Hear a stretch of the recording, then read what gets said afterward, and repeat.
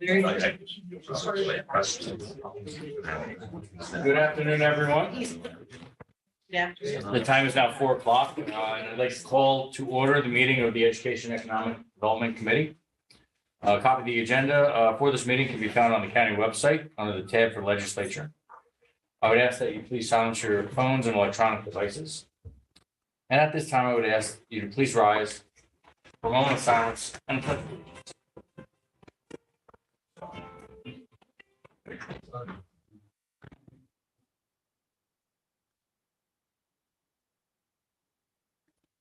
I pledge allegiance to the flag of the United States of America and to the republic for which it stands, one nation, under God, indivisible, with liberty and justice for all.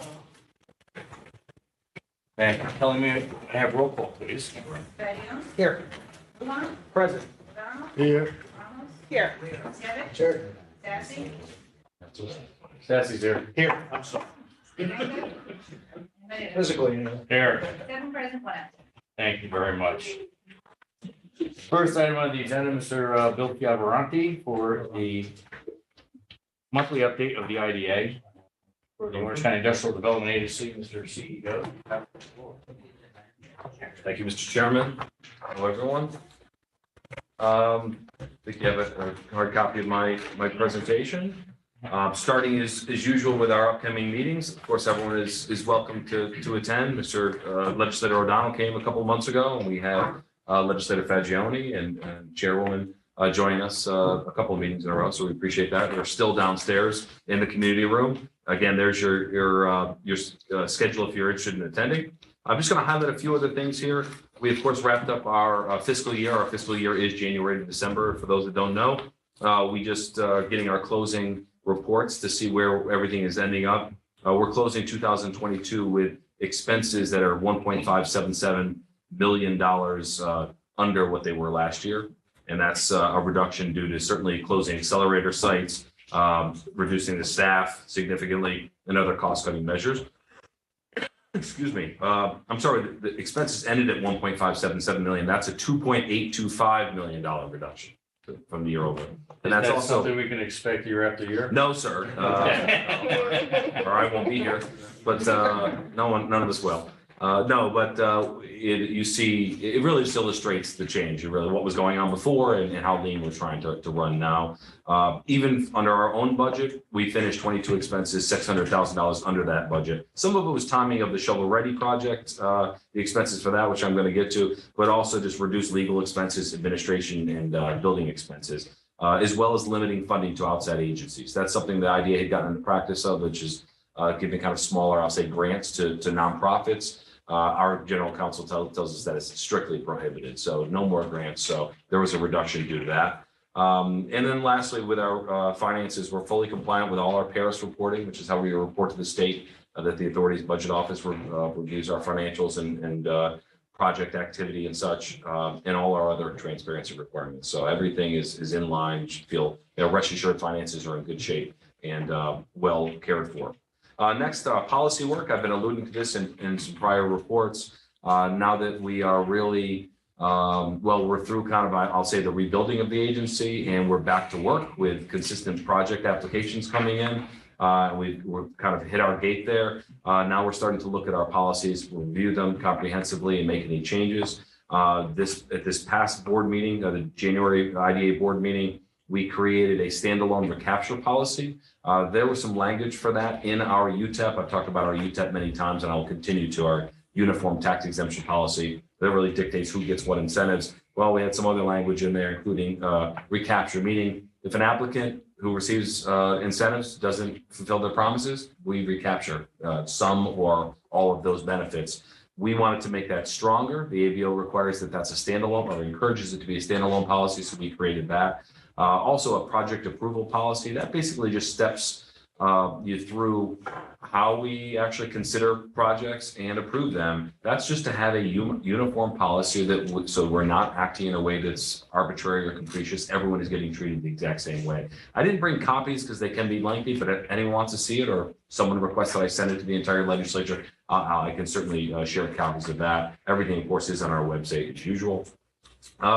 We also made a small change to an addition, I should say, to our local labor policy. That's the policy, of course, that requires that 85% of construction labor from on a project incentivized by the IDA is local. Local, by the way, is what many people consider kind of the mid to lower Hudson.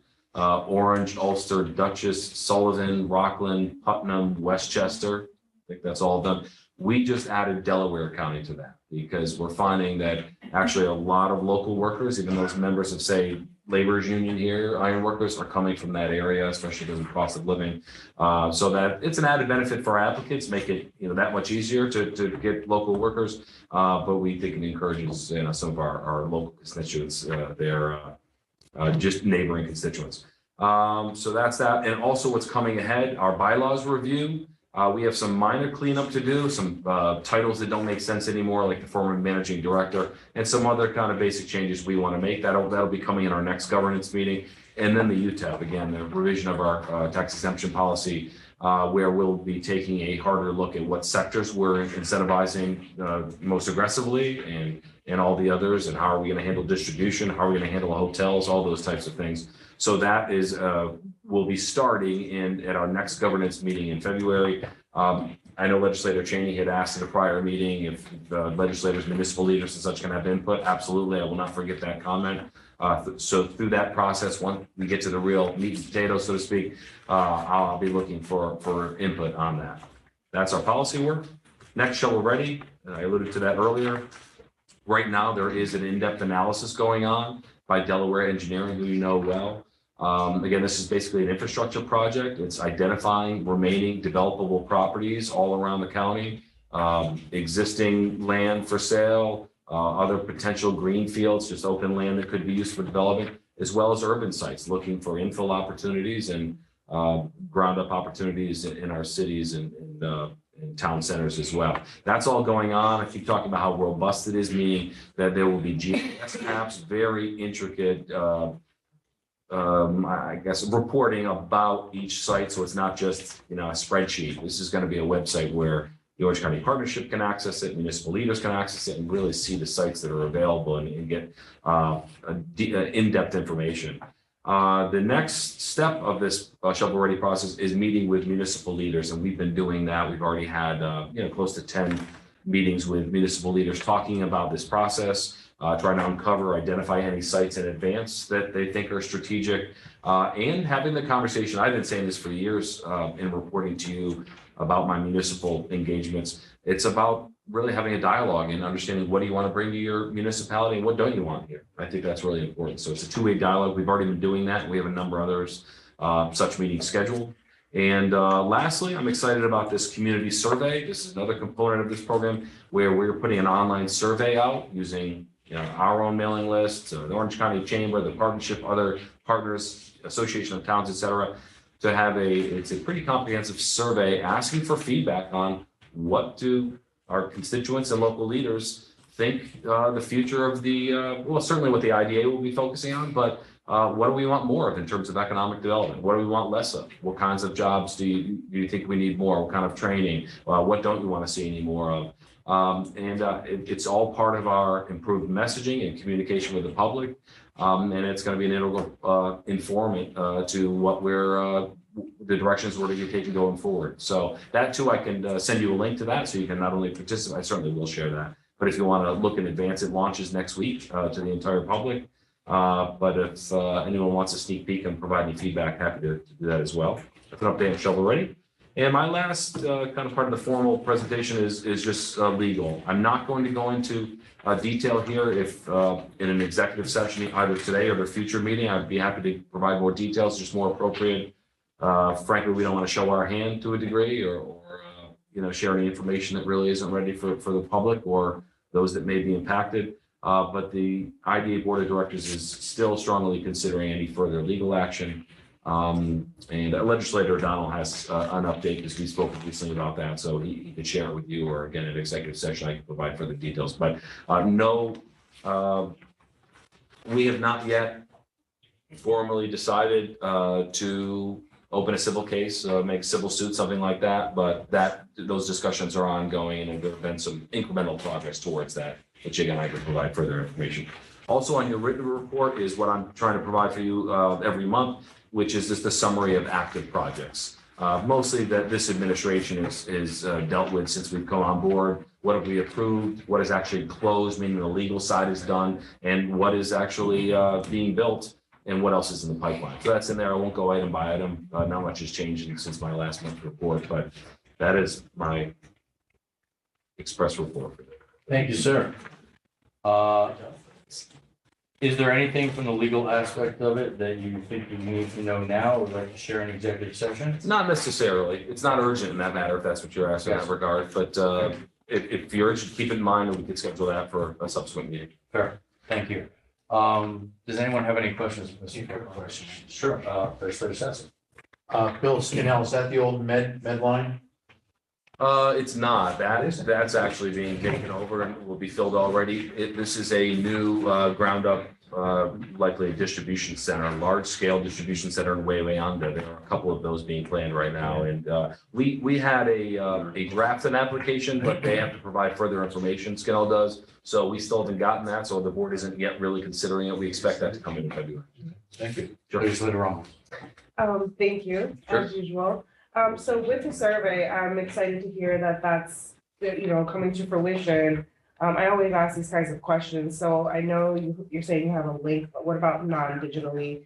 And also, how are you going to actually promote the awareness around the survey? Well, I'll definitely take input on that. We're going to put press releases out. 7 Minutes of News is, pretty loyally make sure they put all our news out there. And through social media, we're going to promote it as well. But if you have some other ways, and we could just share that link. Non-digital, I don't know. I need some ideas about that because we are looking to make this efficient and gather as many responses as we can. But certainly some people don't have access to that. Be happy to talk about that and have some ideas. I'll provide paper copies and collect them. If we have some sort of drop station for that or something, work out something that's efficient at least. Be happy to do that. Definitely. Thank you. Yes. Legislator Young. So I was interested in kind of like a paper trail or policy with your project approval policy, because You the like county, is that what you mean? Sorry. yeah, because the county right now, like when we just do an RFP, we have to have a complete set of instructions, a grading system, and then a separate grading and notes and award points awarded for. It's not that those. different, actually. It's It's very similar? system right now, correct? Great. Yep. I'd just like to see it. Definitely. I'll send you that as well. Perfect. I'll send it to the. That's good. Send it to Kelly, who's distributed? Of course. Thanks. That's good to hear. Excellent. And anyone else? Hearing none, I have 2 questions for you. Sir. The community survey, is that just for community in general? Or are you considering involving county planning department and perhaps even planning board and zoning chairs of each municipality? I'm going to send it to all department heads as well. There was a little discussion about whether or not we collaborate with planning on that. I frankly thought better of it. I thought this is an independent exercise, but happy to share it with them. And do you think we should get some feedback from those departments ahead of time? Is that what you're thinking is? My thoughts is that, they are county planning, it's the planning department, and you are dealing with, in each municipality, each zoning board chair, each planning board chair sees what's happening in their individual communities, what they may have a lot of, what they may want more of. I think those individuals may have some key stakeholding factors that could help your survey. Just a suggestion. Appreciate that, definitely. And the item that you were talking about, shovel-ready sites, is that like a LoopNet type system that you're looking at doing? Basically, it'll be a little more Like, rudimentary. It won't be as fancy a front end as that, but it'd be kind of like an intranet type system where it's very easy to look at by municipality or category of sites. You kind of click your way through that. That will probably live on the IDA website, but will be available, could be a component to others' websites as well. Thank you. And then lastly, I think it was last month I asked with regard to vetting of applicants and whether paying their taxes, property taxes and so forth was part of that process or may become part of that process. Thanks for following up on that. I really am remiss in not doing so myself. I was perfect suggestion, appreciated. We actually talked about it. It was not part of the formal process, and we are doing that going forward now. Actually, we did that for the last project we approved. We spoke to Paul Wiley here, your real property director, as well as the local taxing jurisdiction, and verified that they are up to date with all their tax payments. So that is now part of our process. I appreciate that input for sure. Thank you for including it. That's right. Okay, if there's nothing else, I thank you very much. Okay, thank you all. Have a good weekend. Next up, I'd like to invite Dr. Christine Young, President of Orange County Community College, and Paul Martin, Vice President of Administration and Finance for the Orange County Community College.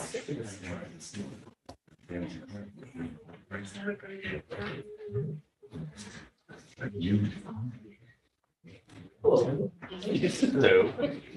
So the first item of our agenda is AI, to request five building maintenance worker, grade 8 position to perform a variety of tasks in connection with the maintenance and repair of the college facilities, grounds, and equipment, which is legislative request number 304. May I have a motion and a second? So moved. Second. Sassy and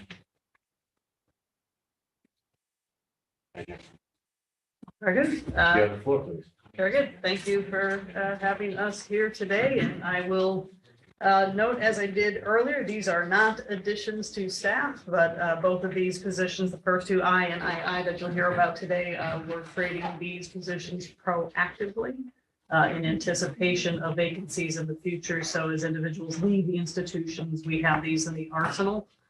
So that, these better reflect the institution we are today, the students we serve today. And Paul will do the honors of explaining exactly what they are. Okay, the first one are the creation of 5 building maintenance worker positions, which are more flexible job descriptions. We currently have job descriptions that are trade specific. And because of the restrictions in those jobs, we sometimes have to send multiple people to get a task accomplished. Whereas if we had a job description that allowed a little more flexibility and the person was properly trained, we could achieve some efficiencies. We are not creating these positions and anticipating filling them immediately. What we would do is, as attrition happens in the existing job titles, we would replace with a more flexible job title and eliminate the title that's being vacated. So it's really a preparatory move so that we can move quickly when we do have a vacancy to fill.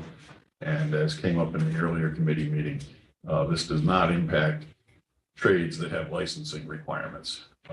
But even in the license requirements trades, there are usually minor elements of those jobs that can be done by somebody in this particular classification.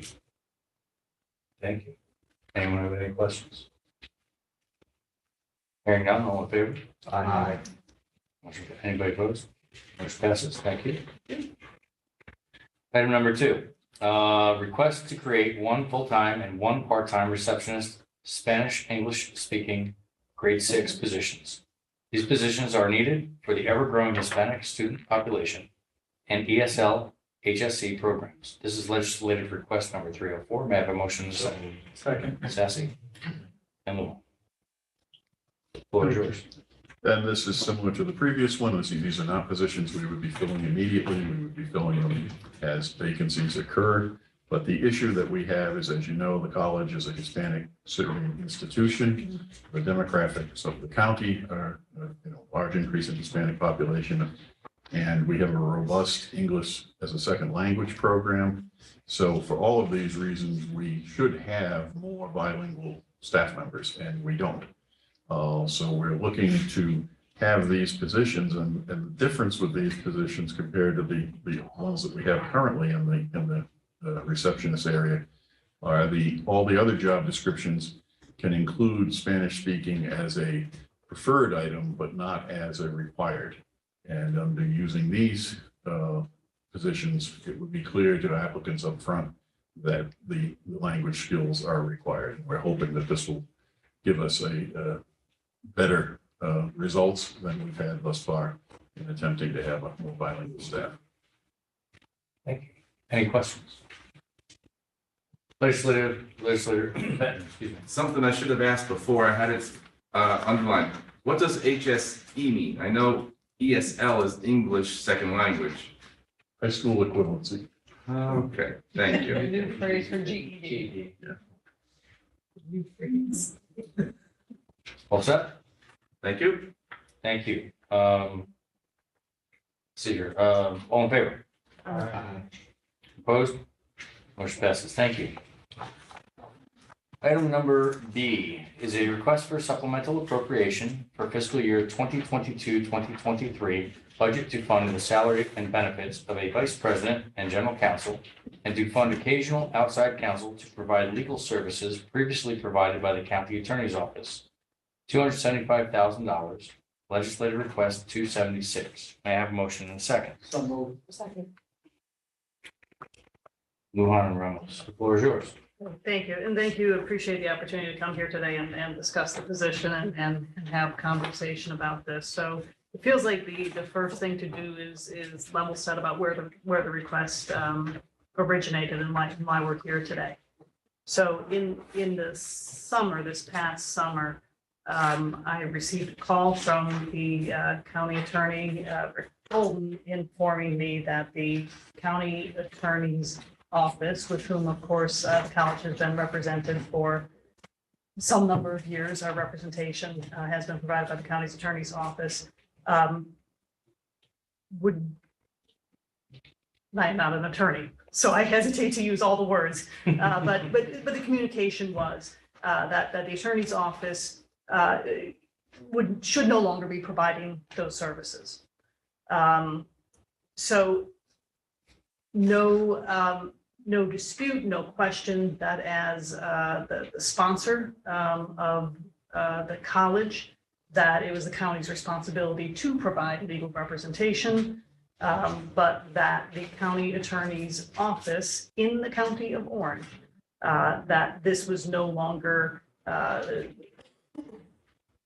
best way to do so.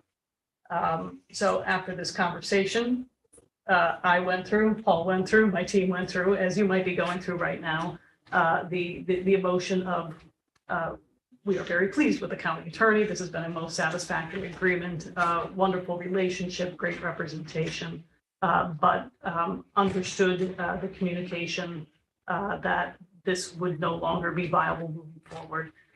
In, I want to say, late August, early September, had a meeting, me, Paul, Mr. Golden, Chair Pinelli, Ms. Abraham, to just talk about this a little bit further and discuss, what are the other options? What do other community colleges do? Sponsor having to provide for the community colleges representation, and it was agreed that an appropriation would be made, and other colleges do two other things, right? They can seek outside counsel with other firms, or take on general counsel themselves, or do some combination thereof. So agreed to in that meeting that our college would explore what's the best choice for us given our circumstances, and that we would come back at an appropriate time and have the conversation about here's what we think would work for us, and here's our research about how much we believe it would cost. So when we got to that point, we would come forward with that information, and that's where we are today. That's where we are today.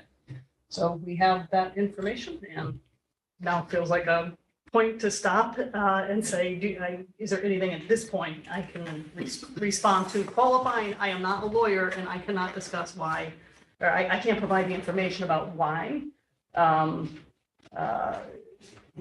county would say this. But we could talk about the research we did and why we feel that having for us a in-house general counsel hiring an employee, and for us the title of vice president is the executive title that seems most appropriate, right? That if you're going to hire someone in as an attorney, that's the highest ranking title that would seem appropriate to pair with general counsel, so vice president and general counsel for that position. And that's why it was presented to you as vice president and general counsel. Thank you. Anybody have any questions? Mr. Scarpelli? Yeah, In the pack here, we didn't see a job description, scope of work.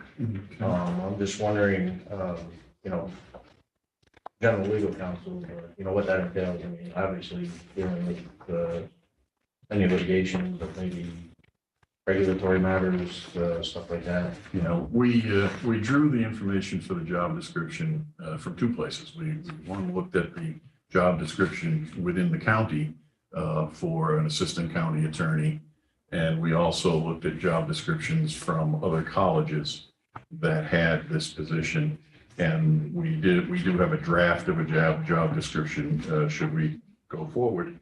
And it hits the things you would think it would hit, providing legal advice to the college on interpretation of laws, policies, procedures, rules, and regulations applicable to the college, including but not limited to laws pertaining to higher education, labor and employment, grants, contracts, and real estate and insurance. Those are the major issues that would be hitting here.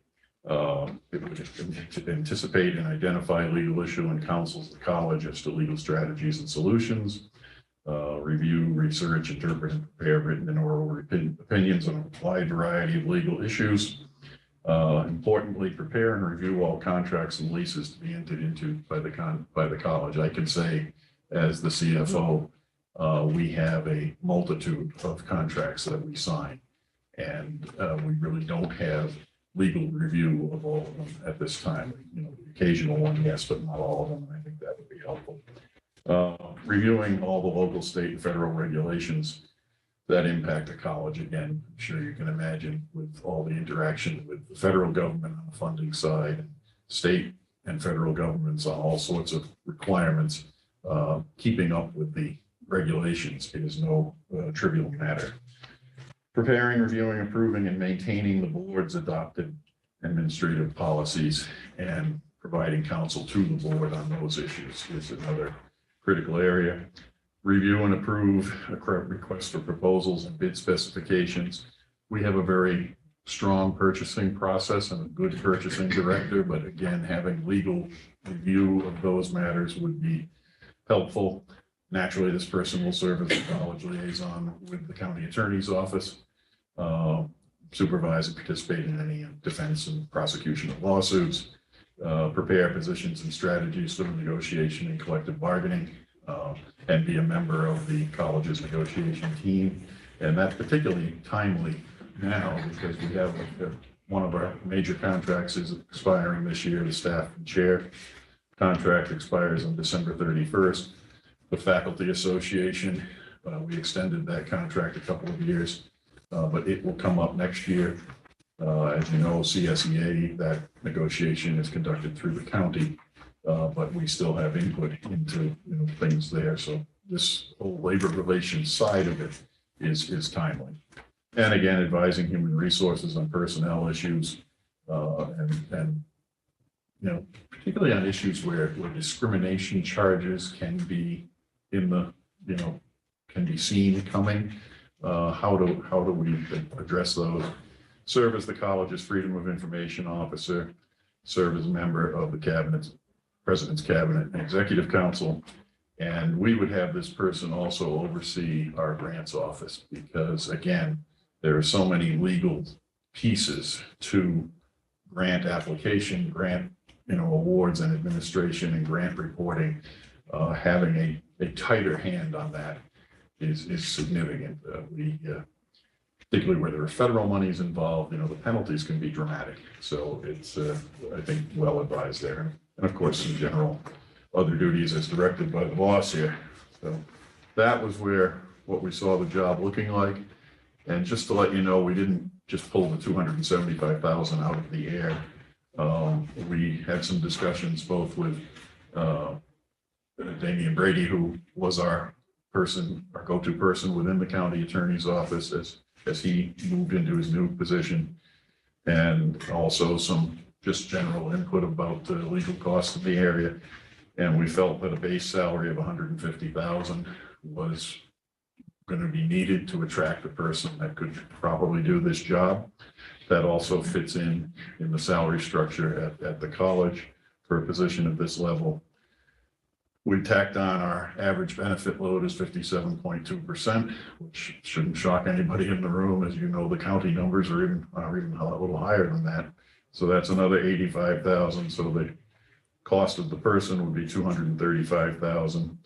The professional support, I'm told that it's customary if you hire an attorney that you also have some, you have to provide some database access and such things. Not a lot of money, but we should be including it in the cost. So we put in roughly 5,000 for that.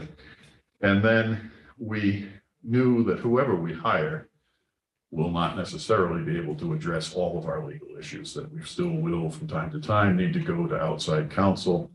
And this was essentially an educated guess to make the numbers come out to an even number. I used 97 hours, but roughly 100 hours at $350 an hour, which is not unusual in the legal charges in this area. And that was the other 34,000. So that totals up to the 275,000. That's where that number came from. We get a copy of the job description.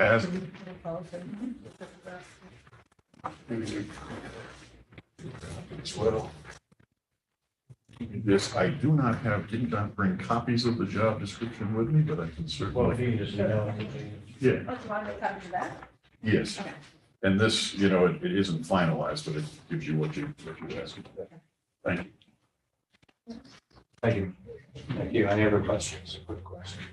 So the 275 appears to come solely from the county. Is that correct? Commissioner Chapman, the 275 for this position appears to come from the county. That's my understanding. Okay, That's and provided for supplemental appropriation. does anyone know, I mean, that the state's supposed to give us a third? Do we get a third perhaps back from that? The third, I mean, this will go into this is supplemental appropriation, but then it'll become part of your budget, I would assume. Yes, this will be ongoing So- operating budget item. Yeah, so I wonder if the state, will recoup some of that. Have you had, I mean, I saw recently, you had a nice press conference and newly elected Congressman Ryan brought some good news to you. Have you recently put pressure on the state officials? started today. Okay, I mean, statewide, I mean, they continue to shortchange us and our students. And it crosses political, I mean, it's shameful. It really is. I mean, they've got money to build new football stadiums. But we don't have money for our community colleges. We started today with the most cohesive message that I've seen. This is my 8th go around doing this. 30 community colleges, same page, very strong, and we're visiting with leadership as well, which I've never seen like aggressively. So will it be successful? We'll see. But I'm proud of the message. I mean, you know how generous the county is. And all my colleagues on both sides of the aisle, we continue to support you. I think that's great, but I think more pressure has to be put on the state Yep. by you folks. I don't know.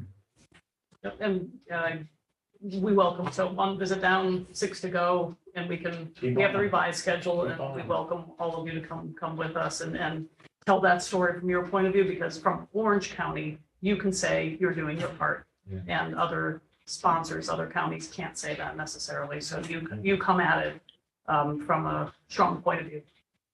Just gonna threaten to send Jim O'Donnell. I'll take care of that. And these advocacy meetings that the president's referring to, she's obviously there. There's a faculty person, there's somebody from the foundation, there's Yep. somebody from the board of trustees, there's students. That's right. It's a really good mix of people giving the same message. And fortunately, historically, our local legislators have been very supportive. But, it takes more than our local legislators to get stuff passed. Thank you. Thank you. Legislative Jim. Chairman, thank you. Thank you guys for being here today. A couple quick questions. Number one, you had mentioned Paul here. By the way, I like to take a lot of notes. I think I learned it when I was in high school and even when I went to college, that taking notes helps me keep track of information. Plus, it also gives me something to study so that when we do discuss these items, we have information in front of us. You had mentioned here that the job classification that you're talking about, you know, I'm getting it right here in front of me now. You said it came from part of it came from the Orange County, as you looked into associate attorneys in the county law office. And you also mentioned from other colleges. Can you tell me what other colleges in the region have a vice president of general counsel? I mean, like Sullivan County, Ulster County, Dutchess County, which one of those community This colleges particular one, I has? believe, was Suffolk That County. was Suffolk. And then, And Suffolk County is in Long Island? Yeah. and then others, that- Hudson Valley. Hudson Valley, Those these are all outside. So in our immediate region, Sullivan, Dutchess County, Rockland, Westchester, and Orange County, which one of those colleges has a vice president for legal services? So there's none in this region here. This will be the first of its kind. No, Hudson 100%, Valley. which would be funded by Orange County taxpayers. No. Because you are Well, appropriating $275,000 from Orange So- County Yes, it would taxpayers. then go into our For this operating position. budget going Okay. forward, yes. And those are the questions I have for now. Thank you, Chairman. Thank you, Mr. Fagion. Okay, Mr. so O'Donnell. your operating budget, the state pays about 22%, 21? 21, Yeah, last year. 22, so it's not all county That's taxation. $275,000 this year from Orange County taxpayers. This year. This year. This year. Next year. You left that out. Um, Anyway, can I finish? Yes, Thank you. I didn't say you could. So, other community colleges that do this upstate, you don't know? Hudson Valley, for sure. I don't have a comprehensive list. How many other Ten. VPs you have up in the college, Just 3. 2 of them are in the room. right? And then you add this attorney as a VP, right? Yeah, so it would Yes. be the 4th. There was a fourth VP that was not filled due to budget reasons when Vinnie Cassetta, who many of you know, went on. That's quite an extensive list, right? Compared to Dan Castor coming with this small pizza. You need a couple of pieces with the amount of slices you got this person doing. I got to this size. you know, I that way. don't see any money in there for support staff. So how are you gonna address that? No, it's a fine question. We tend to run lean and mean, so I think they'd be sharing with you was the idea. Yes. Yeah, we, each of the vice presidents has an administrative assistant position of some type, as well as the president has an executive assistant. So we think that there's enough support staff internally already to provide this support. There might need to be some training done because of the nature of the job. you know. So I know Rick Golden gave us some explanation for part of this, but I can't recall what it was. So can you fill us in on what he told you? At least Yeah, in I- a minute or two. Yeah, I'm sure it was lengthier by Rick. I hesitate because I've only watched Law and Order.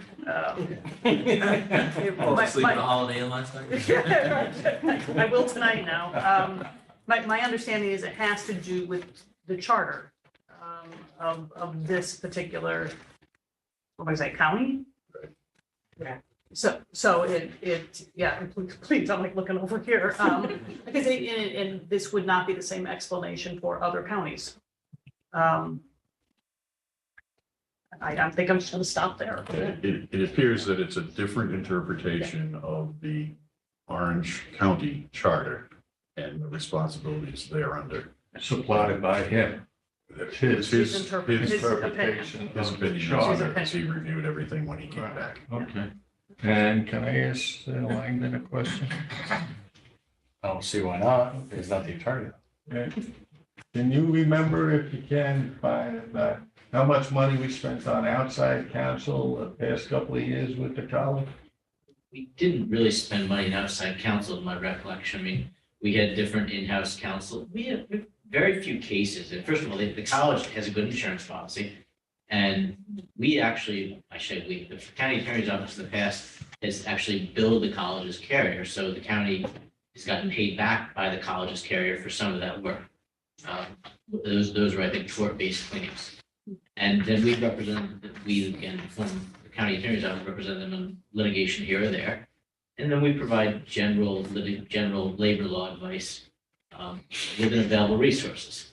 But, I'll just say this. I never disagree with Rick Golden because I've only tried one case against him, and I'm not gonna tell you who won. I don't disagree with Rick Golden. But Rick and I have a very different circumstance, regardless of whether I should or should not allow the county attorney's office to do this. I had a great advantage that Rick just doesn't have. I had staff. I could hire attorneys left and right. I had Sharon Spiegel, very experienced deputy county attorney, and Judge Hun Chin Kim, super trials lawyer. And these people have left and, well, they've been replaced in title. The people who replaced them in title have not been replaced in title necessarily. So, whether Rick wants to or not, I don't think there's the horsepower downstairs at this point to do it. Would be my respectful argument, regardless of whether or not I agree with Rick's decision. Thank you. Satisfied? Thank you. Anyone else have any questions? Just quick. I think you mentioned it, and kind of, as I understand it, the county has at least some obligation to provide legal support for the college. In the past, it was done in the county attorney's office.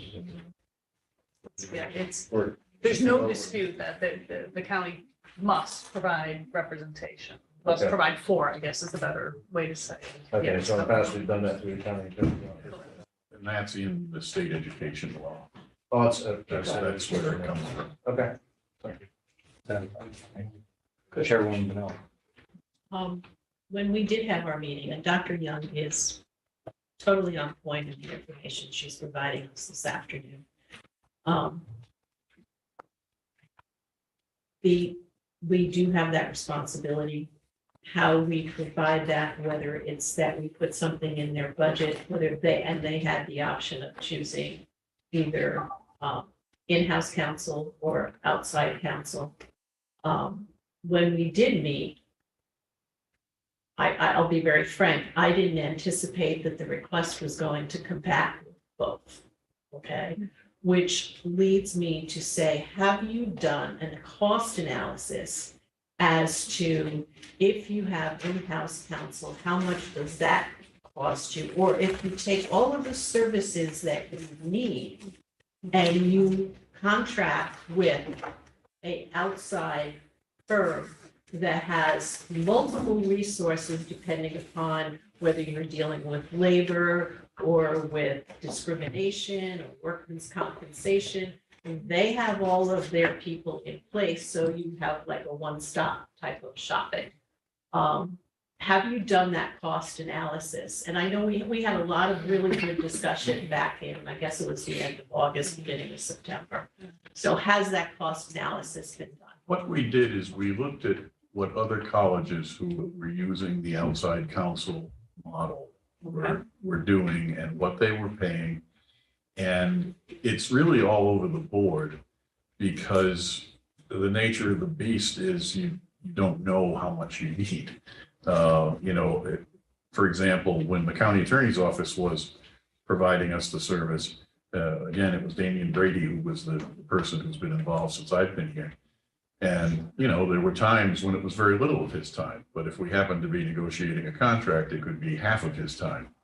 So the responses we got from the other colleges ranged from costs of about $80,000 to just over $300,000. But again, it varied with the size of the institution and what they were doing that particular year. And, obviously, if there are lawsuits that have to be defended, the number's going to go way up in that event. When we talked about this submission, getting the numbers on what it would cost for the attorney was fairly straightforward. The question of should we put in some outside really fell to, we don't know what we might be hit with, and I think most attorneys would agree they are capable across a spectrum, but not across the complete spectrum of legal areas. So the 34,000 that we put in was at best an educated guess, and on a given year we may use zero. So that's where that came from.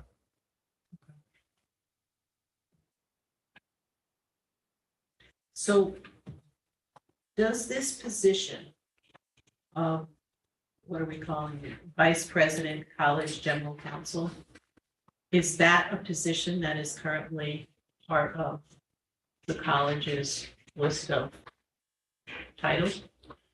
So we would have to create that? Now, this would be a management confidential position, so Okay. there is no title, there is no position creation that would be required. I see, okay.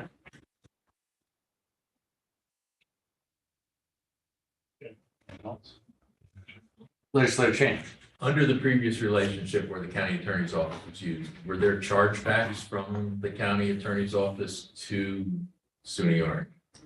No. No. No, other than the insurance piece that Langdon mentioned, but there were no charges for the service. And any recollection as to what that, because this position would, or an outside counsel would receive that. That would be received by the college to offset those costs. You're meaning the insurance piece? Yeah. And I really don't have a handle on what those numbers might look like. Langdon might know more in his recollection. The reality is, it depends on the nature of the case, and what your coverage is. You've got coverage not for all your legal services, obviously. I think their coverage was tort-based kind of claims. And, as a result, we would bill a normal attorney's rate, and their carrier was good enough to let us bill not necessarily the cost of, Karen Reyes or Judge Kim's time, it was whatever a private secretary, I think we were billing out like $300 an hour against their carrier, plus or minus. Thank you. Legislator Ramos. Yeah, so I actually want to offer that Mount St. Mary College is actually transitioning from outsourcing their legislative council matters. Or legislative, see, I'm confusing my task. Their council matters, right? Because that's how the Mount had been doing it. Everything was being outsourced. Now, actually, as of, I think, next week, it's an internal promotion, but someone is going to be the college counsel and chief of staff. So, obviously different operations, but I think just in terms of conversation around best practices and what led to that decision, from what I've understood is a lot of it was financially driven as well. Because when you are tapping into, They're right there. absolutely. However, it doesn't mean to what you've been speaking to that this council is gonna, know it all or be able to cover everything. It just means that all matters will go through her. And then if there is something that can't be handled in-house, then it would be outsourced. So they have a similar model to what you are aiming to. So I just want to offer that for everyone that. That's good to know. Yes. Thank you. Thank you. So it's a shift happening at Mount St. Mary College right now. No, I As of appreciate this you saying that, month. because I didn't know how to put that, it's like an intangible into words, when the Yeah. person is right there, and you Correct. can say, hey, what's your gut?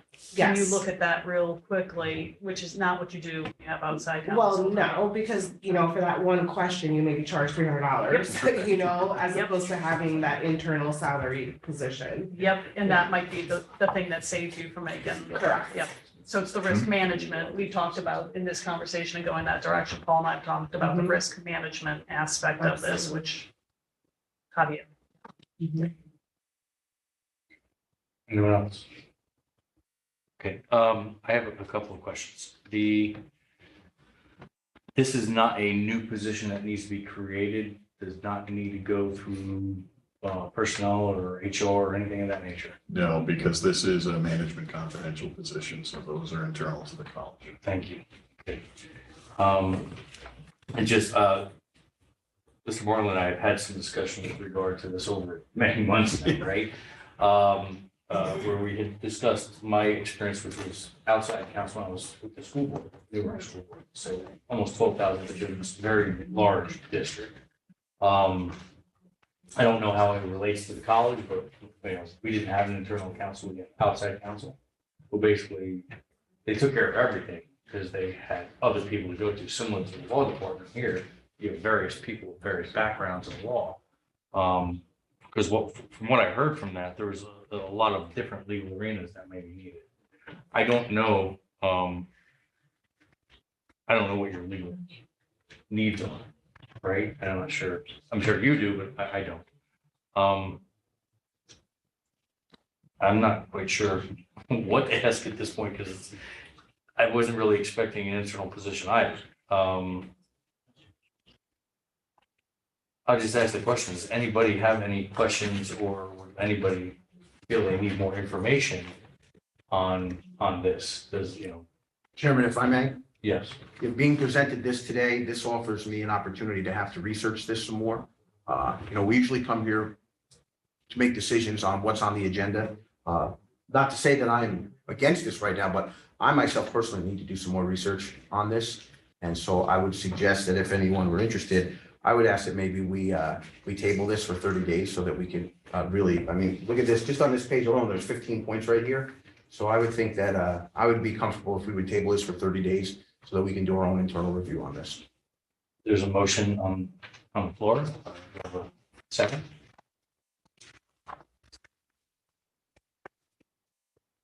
I'll Because second. if we do, go ahead, Chairman, I'm sorry. I don't have enough information on this for myself, similar to you, and we have new information that's coming across. Do you feel 30 days is going to impact you in any great way? That we can gather more information, have a better understanding? As long as the county attorney's office will continue to serve us in that time, Okay. and we have continued coverage. Not really. Okay. So the motion is second. Chairwoman Benella. To the motion, obviously, we had our meeting and we fully committed to the college and to be able to work all of this out.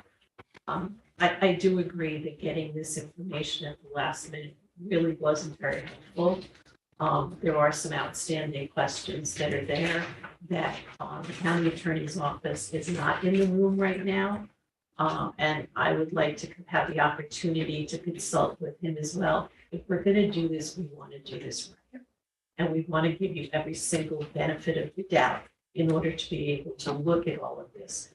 We had a great conversation when we were all kind of shocked and like, oh my goodness, what do we do? Well, we're going to address this. So as far as 30 days, I think No, that it's gives us all enough time. I don't think it's, we'll make sure that we stay on track with all of Yes, this. that would just be my But, seeking a resolution. here again, it's really that certain people had questions that can't be answered in this room, unfortunately. And some of these things that we haven't had a chance to really thoroughly look at. I would ask that the committee seriously consider tabling this for next month. And for those of us that do have questions, do our homework and be prepared to come back to this next month. And please, ask us, the questions about how we came to this, because candidly, I didn't know we were going to arrive at the in-house counsel either, and it was a journey, so please ask us how we And- came. The whole thing could yeah. have shocked all. And we will definitely do that. I would like to talk to you in between now and 30 days Absolutely. from now as well. But to put people in the room, especially the former county attorney, I don't think that's fair. And he shouldn't have to speak for the current county attorney or the county attorney's office. So I would ask that the committee seriously consider tabling that so we can do it the right way, make sure we don't start you off on the right foot. I welcome that. I think we're all in agreement, and I'm not here ever to say no, I'm here to say how. So I don't know how we go about this just yet, at least not for me. Legislator Ramos, Yeah, did I you was have a gonna final offer- comment? Yes, I was gonna offer, just to piggyback off Chairwoman's comments, is that I think we should have the county attorney here at the next meeting too. I think that would also be helpful. And in the meantime, I know what would be helpful for me, and I'm sure all of us, is if we could even see some of the job description or some of the actual research that you came across in putting this together, so that we can see, what other institutions are doing. I know that would be helpful for me. Chairman, if I may, Yes. on my motion, and I want to thank Madam Chair for her comments there.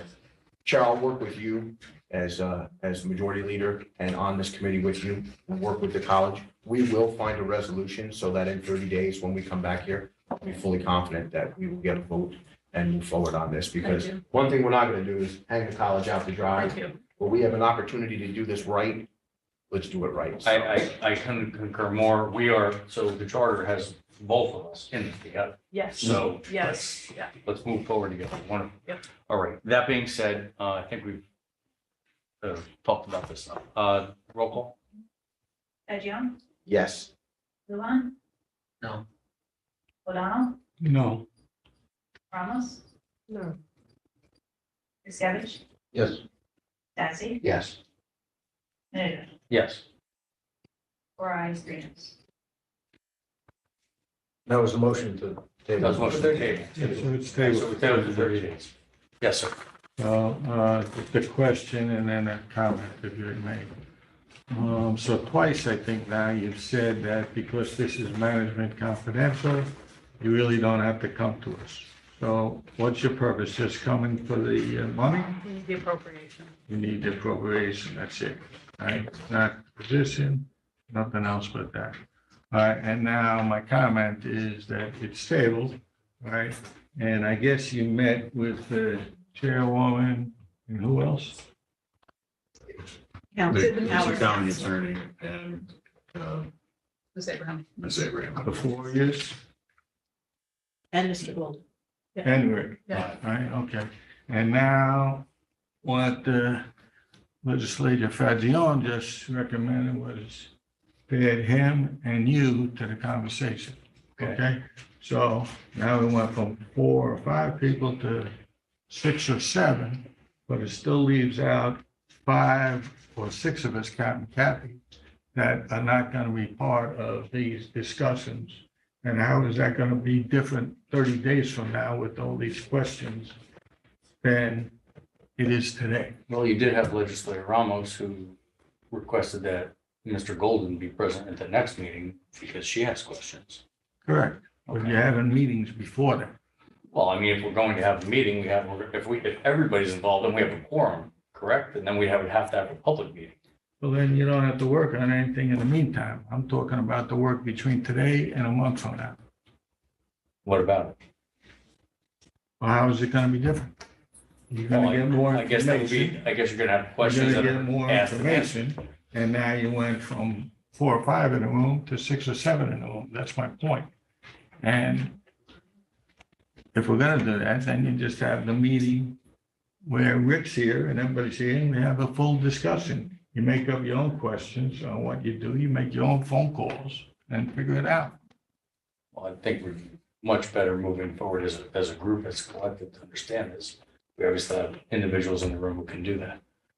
So I would like to move forward in that fashion. Thank you. Okay. That being done, we're tabled for that. And for the final, we have item C, which is the Orange County Community College update. Just before I relinquish my seat to my colleague Jerry Ann, there's nothing we have to do to get on the agenda on this topic. Next time it will automatically. You're tabled for it and we'll be on. Very good. The wizard will take. Okay.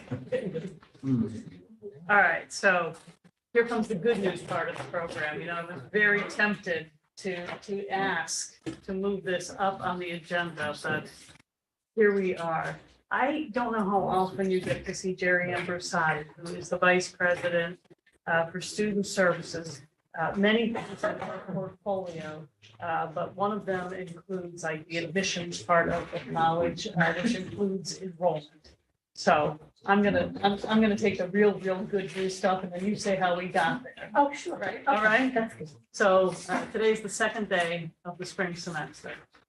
As I sit here, as I live and breathe, our enrollment is up. I mean, up, right? Thank you. Thank you. Behind, it's like stereo right now. This is good.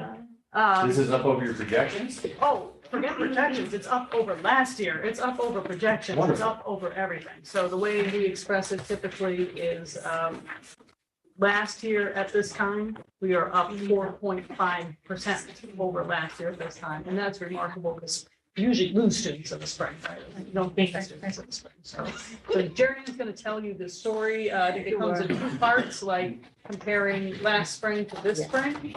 And then for the update part, her team and the expanded team have been working very, very hard Thank on what's called a strategic enrollment plan.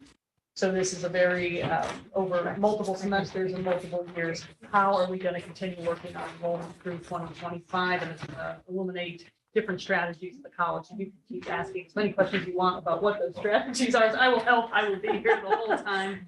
And I just need a lawyer.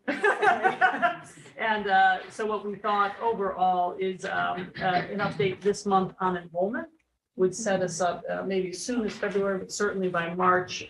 We could have Paul come back and talk about financials, maybe leaving your discretion, maybe up to a more interactive, however you make a form or whatever, but the tuition decision has to be made in April. Did I get that right? Yeah, April, we have to make, no, we have to have enrollment, I'm sorry, tuition posted by April. So I knew there was an appetite to have a little more input, a discussion on tuition setting. So rolling that back to having a presentation and discussion in February or March about like what are the inputs that go into that. So we could prepare maybe more to talk about the financials of the college in this venue in February or March. So we can set that up, but that's why we're here with enrollment right now. So we can talk about the money at a later meeting. I am happy to have the college here anytime the college feels they need to be here. Yeah. Okay. Cool. But this is this, so this is great. Two sheets in front of you. The multicolored one is basically our as of day one comparisons last year to this year. As Chris said, we're up 4.5% in terms of our credit hours and our FTE, our head count. Everybody that comes through the door, we're up almost 2.5%. And we've seen, and most of you probably realize since COVID, we've just been on a downward slide. It was happening before. COVID didn't help us. So those numbers, I think, are a credit to a team of people behind all of this that make all of this happen. We saw some gains. The next little grid down is our student type. Our first-time students, that number went up in the spring. We also saw some nice numbers of transfer students. So it appears that what's happening is that students who might have stepped out or decided like, I'm going to work at Target and I'll go to school another time, are starting to find their way back. So good for us. The rest of this has to do with, it's two-sided, our race, ethnicity. Just to give you some idea, our gender and age is on the back. We've also seen some nice gains in terms of our 20 and 21-year-olds. So again, telling us that some of those students that might have decided to sit out for a year are stepping back. So, it's not over till it's over. We have a week of add drop and all of that, but these numbers felt good to share with you, certainly as we come into the spring semester. So the other sheet that you have in front of you is basically a one-pager of our strategic enrollment plan. So we've been working with SUNY, and we've also had, through a grant from the Lumina Foundation that came to the SUNY system, an opportunity to work for the past year with all of the other community colleges in the system to design a strategic enrollment management plan. Now, truth be told, our Board of Trustees we have an enrollment task force. Some of the things that are on this list as goals, they set up for us even before we started working with the consultant. But behind each one of these are a set of strategies and then tactics. So the idea here is this isn't going to happen overnight, but we have to start building back. And the two areas that the grant was specific about was looking at how we bring adult students who are not necessarily coming right out of high school, because what we know from SUNY and what we will all say is we know how to get kids from high school to come to college. The problem is the 25-year-old, the 24-year-old. What do we need to do differently to support them? And then the second piece of the grant, what Lumina was interested in, was also looking at our students of color. So students from underrepresented groups, and not just how do we get them in the door, but how do we bring them to graduation. So the goals that we've set for ourselves have to do with new students, because some of you may be aware, but even last year, Chris and the county exec and our our chair of our board of trustees all signed a letter that went out to graduating students at various high schools to say, did you know you can come to SUNY Orange? And that's going to be, we're doing that in a much bigger way this year. So the idea is to capture anybody who's a SUNY Orange resident, a graduate of the SUNY Orange High School, to think about the graduate of a Orange County High School, to think about SUNY Orange as their next step. Whether they stay with us for the whole degree, whether they come and transfer, but how do we make ourselves, how are we more aggressive about that? So, you know, students have a lot more opportunities today than they might have had 10 or 15 or 20 years ago. And they all have, well, they don't all have cars, but many of them. So I can go to Laughlin one semester, and I can go to Westchester next semester, and I can come to Ock next semester. So they're much more mobile. So how do we let them know what we have to offer, and how do we, more importantly, let their families and the people who influence their decision know what the benefit of coming to our college is. Transfer students, again, we're looking at the student who steps away and then comes back, or needs to take some extra courses in between semesters. How do we bolster those? Once we get a student, it's incumbent on us to try to keep that student and not to be casual about when they decide to transfer. We'll help them the best way we can, but to get more of them to graduate. And then again, looking at male students who we've been losing, you know, men have never been the majority of our undergraduate students. So how do we get more male students to think about school? And all of this is just a piece of our enrollment. This is right here on the sheet is everything that we're going to be focused on in terms of our credit enrollment in our degree programs. But appreciate that we also have our food tech and workforce, our HSE and ESL. And we also have our community college and the high school students, and all of those individuals help to, at the end of the day, bolster our enrollment. So if we can keep this going strong, then we have some nice feeds from those other areas, and we can just keep students going. So it's a lot of internal work, but our board's behind it. We've had our faculty and different internal groups work on this. And again, it's a combination of a lot of things that have happened over at the college over the past 5+ years, including, Paul mentioned before, our Hispanic Student HSI grant. So we have the building blocks in place to do this, and now it's just a matter of getting it done.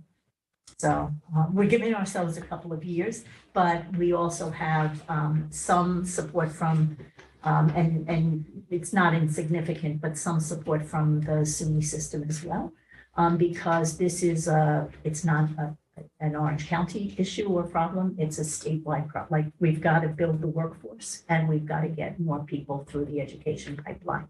So it's going to take all of us to do that. And we'll find a student a place at a SUNY school, and we'll take whatever resources the system has to give us so that we can inform our work.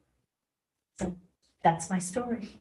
Numbers are very encouraging. Thank you. They feel good. Legislator Lujan. Thank you, Mr. Chairman. Firstly, congratulations, great job. My brother is actually going to be, it is second day of school today at SUNY Orange. Good. And we're very, very proud of him. We're very excited. I will say, to the effect of the outreach, there was a lot of mail going out to students like him. And I saw that at our home. So that was really, really great seeing that firsthand. I was also, and I mean, everything about this is just wonderful. The Hispanic student aspect, I want to just talk about that just because that's something that Dr. You and I have talked about for years. During the pandemic, as many of you probably know, there was a lot of Hispanic-speaking students who unfortunately fell off, were not going to school. Many of them had to go and go back to work because maybe their parents weren't able to. And I know that you've worked very diligently to try to recapture those students. So I want to applaud you all on that because that was not a small feat. That was a very intentional, that was very, very direct, that was very specific, and so I applaud you on that. And so I want to just thank you for having the force of being so intentional. And then I just didn't want, what, I'm curious, in that particular population, what have you seen have worked? That's really my last. Oh, my gosh.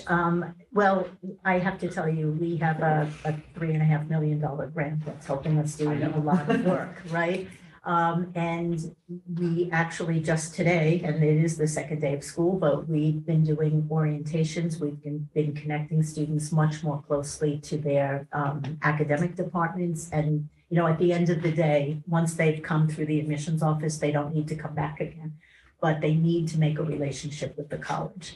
And some of the things that we're talking about in terms of how do we diversify our staff, both the people that you see when you come through the door, but also the faculty in the classrooms, that matters. And so those are the kinds of things that we're doing. We also have spent a fair amount of money from the grant in technology. And that's going to just make our lives easier too, because we're pretty lean. So we don't, it's not as if everybody can get the personal phone call and whatever. So how do you help? How do you target the students who really need our help? And how do you let the people who are flying fly and not feel like you have to grab everybody? So. I want to give two Yeah, specific please. examples Yeah. to grab onto it, like, I'm thinking of the coaches and And then the Pathways the, coaches, and then yeah. the connection, Orange Connect, right? So. That's a, yeah. Right, so the Pathways coaches, it's slap me if I'm gonna say this Yeah, wrong, no, right? no, It's, so it's you got something like different than an academic advisor, as you might remember, Mhm. right? Like, so a coach is someone who might be a little bit closer to the student's age, and they're not gonna give you transfer advice, they're not necessarily. And they're not gonna going give to career help you advice. manage your degree plan, but they can coach you up on the other things that help you feel connected to the institution, which is critical. And again, they're former students, they're recent college graduates, so it's different than talking to somebody like me about what you should do with your life, right? It's somebody who's much more connected to that student, and it's another layer of support. So another set of hands that can actually reach out to a student who might be in trouble. And then the So- technology piece that Well, you're able to get yeah. with the grant, right, then is all the rest of us older fogies can start feeding into a system that helps kind of keep the focus on the student. If you see a student going off track, like they're not doing well in your class, Paul, and maybe, you know, Tom. No. Well, not another one, no, not Tom, that you're not doing well, but you see something else about the student in the class, Gotcha. and it's, Right, you know, it's a right, nice way to right. compare notes about the student, or someone can say like, hey, is there something going on, can we help you out, maybe the coach can get no ping. It lets us intervene Yeah, at a much earlier stage, and that So- potentially could keep that student in school. so we're glad that the postcard got the student to the school, but now it's easier to keep them in the schools, right? So, We're not at all excited about this. and maybe I'll just, one other piece, and we knew it before COVID, but COVID made it real for us. The difficulties that students have aren't always academic, right? It's, I'm taking care of my kid brother, I can't get to school, somebody didn't drive me. My car has a flat and I don't have the money to pay for it. So our foundation, and with some grant money that seeded the project, we have a pretty strong now student emergency fund. And a student can come to us and actually, you know, we don't just hand them $2,000, but if they show us that they have some kind of emergency that they haven't planned, obviously it's an emergency, they haven't planned for it, it's help that we can give that student. And certainly for some of our students who are raising their own families, not necessarily the traditional age student, but people who are kind of worried about putting food on the table and paying the bills, we've helped a lot of those students in the past few years. And that's now part and parcel of a support that we can give them, so. Thank you.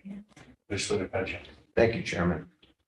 Those comments, especially right there at the end, you know, talking about the reality of the people that are the students in the schools. Yes. That's great, because you're connecting to them. not just in the homework, as I take my notes. Right. And notice, I didn't take notes here, I was just listening to you. Good. As Dr. Young said, you guys are definitely excited about this. And this goes to show that hard work does pay off, and I appreciate that, and we're very grateful. But one thing I didn't see on here, and maybe you guys can help, how's the men's basketball team? Okay. Oh, we have pictures. All right. Oh, yeah. Can I get on my cell phone? We're number 4 in the country. 4 in the Right country. now. We should All right. be number 2. I don't know, like we kept winning games and we fell in the ranking, so we're undefeated, but we're number 4 in the country. And number 9 in the domination rankings, just above the Georgetown Hoyas men's team. So I'm very excited about that. No, that's Yeah. not too good. They've just broken the record for losing Big East games in a row, Georgetown. Well, but, okay, but the publicity on being just loved. I'm just letting you know. don't- Listen, we're talking about community college here. I'm real happy about what's happening right now. But number 4 in the country That's is great. for D2 NJCAA men's, so. Come on, you know, sports going back and forth is never gonna be a good conversation. No, I know. Just really, come out and see it there. They're exciting. They're up and down the court. They're very exciting. They're very tall. No. This is, I'll tell you, this is wonderful news. I don't know if anybody has any other questions. I know it's a little late in the day. My question is, I'm assuming that by enrollment being up, that our numbers are, financial numbers are also increasing with that, and we should have a much better look ahead this year. Tremendous. Thank you. Anyone have any other questions? Hearing none, I thank both of you. No, thank you. All of your work and all of your efforts today. Thank you, Mr. I do have a request, if the committee would like to entertain it. I have Mr. Steve Gross, Commissioner of Development, who would like to give us a briefing. Does anybody have any objection? Okay. Is he buying dinner? Come on up, you're buying pizza. Thanks, everybody. How are you? Good, I'm great. I'll be real quick then. Couple things, lots go. You don't need anything, it's just an update. No, I'll take Okay. that. I'll be very brief because I stand between Mr. Lujan and his pizza. Oyster, but yeah. Oyster, okay, there you go. So a couple things that I'd love to update everybody on. The consolidated funding application awards were given by the state a few months ago. In case anybody heard the outcome on that or hasn't heard the outcome, Orange County received $4.1 million in awards. 4 projects, $1.2 million for Storm King Art Center. They're going to be doing a new conservation, fabrication, maintenance building and a welcome center. $394,000 in the town of Cornwall for Orange Salisbury Mills Holding. It's a agricultural facility, restaurant, retail, and recreation space. $1.5 million for the milk factory. I know Amanda's talked about it quite a bit. The old Borden milk factory in Walden being converted to a 28-room hotel, 15 extended beds, stays, restaurant, gym, spa, winery, all sorts of good stuff. So the tourism hospitality sector continues to move in the county in great places. And we're working with them as well on some workforce development issues, trying to get, they're looking for specific people to help with the wine industry and really grow that industry, looking for individuals that specialize in those fields. $1 million in grants and tax credits in the city of Middletown to Orange Polycraft Industries. They make packaging products. So $4.1 million to Orange County, not too shabby. Happy about that. I'm going to jump around really quick here. A couple other things you're going to hear about. I'm going to give you a little bit of reading to do. This is some pamphlets on the FTZ. Probably haven't heard about it in a while. The Foreign Trade Zone in the county, we have Foreign Trade Zone 37, runs through the county exec's office and Office of Economic Development. Going to really try to invigorate this aspect. I'm sorry. Thank you. Yeah, I think I have enough. Hopefully. If not, I'm gonna hold on. I'll do mine when I'm done. So the board is really sunsetted. We've got some vacancies in the board, some expirations. So in the next month or so, I'll probably be back in front of you looking to reappoint some board members, maybe put some new board members on. There are strict requirements on the legislation with respect to how that board needs to be set up. It's a 15-member board. I believe at this point, 12 are expired. So we got to get that board back up and running. It's real important to this effort. We've got 2 companies that are interested in coming into the foreign trade zone. And what makes our foreign trade zone really unique from, I believe, all the other ones across the state of New York is our enabling legislation allows us to offer our benefits to any county across the state. So it's really interesting when you've got industry going on all over Micron and Clay, New York, big projects that are going on in the county. I would be really quick because you're warm. No, you're good. No worries. This is coming in here. Yeah, so stay tuned, little homework, you can read up on it, basically eliminates duties and tariffs for companies that do export and import. Aside from that, been going across the county still. I know Genesis and I had a nice lunch at Zulamar Honduran Restaurant in the city. I've been in Port Jervis, come with Valerie Levinsky about all the projects going on in the city, a lot of revitalization there as well. And I'm happy to come back maybe next month and do a more thorough report when you have a little more time, and maybe I can be on the agenda and give you a little bit more in depth when everybody's not starving. You can always be on the agenda. Just let me know. I wish you would ask to be on the agenda here. This is an explosion of information. This is great. There you go. A lot of other things going on. We'll be happy to talk about, the summit that we're planning again, second annual summit this year. Working to update the master plan for the county with respect to economic development. Again, 2015 was the last time this was done. Alan Sorensen and I met just the other day, kicking around concepts. Are we going to do it in-house? Are we going to possibly put an RFP out for some support on these kind of things? Lots going on. So let me ask you a question. So typically, we're looking at a bi-monthly or quarterly. Do you want to be on every month? I mean, Bi-monthly, I think is fine. Okay. Whatever the committee prefers. it's put me on, I'll be up there. to you. I'm happy. If you have something you want to present, I'm happy to come every month. I'm happy to come every other month. let legislative staff know, let Kelly know that, Okay. you want to be on. I'm happy to put you on. Fair enough. Thank All you. right? I would like them on every month. You would like him on every month. That's one. He's a great guy. Happy to do Why it. don't you come visit us one month? Done deal. I had a couple of comments here. Done deal. Legislative Sassy has a couple of comments. You failed to mention you've been out to the UFO Museum in Pineville. I was at the UFO Museum. That's because he was being abducted and didn't remember. And I'm also adding to the college enrollment. My son Ryan started yesterday as well. So I'm feeling really. Steve, any another economic summit? Yes. You did a beautiful job. Thank I you, sir. think those of us that were there really got a lot out of it. We're working on the second annual summit, probably the same time, late summer, early fall.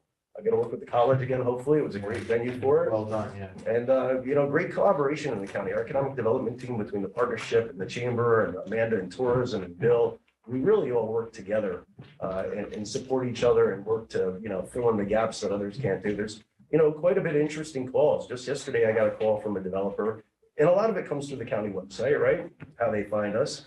An interesting concept, a memory care facility, high-end memory care facility, an individual looking to put in the county. This is not something that you normally hear about, but a smaller facility, concierge, private pay. Do they do seminars for legislators? They might, and we'll let you know. We'll let you know. But, these are the interesting kind of things that are coming along. The partnership, working with the companies that are coming in that are interested in doing offshore wind manufacturing, windmill manufacturing on the Hudson. Literally, manufacturing right along the river and popping them on barges right out to the ocean. Neat stuff that's coming down the pike in the county. And the county exec's really promoting taking things to the next level, like Bill's talked about and Maureen's talked about. And we all chat about, more than warehouses and distribution.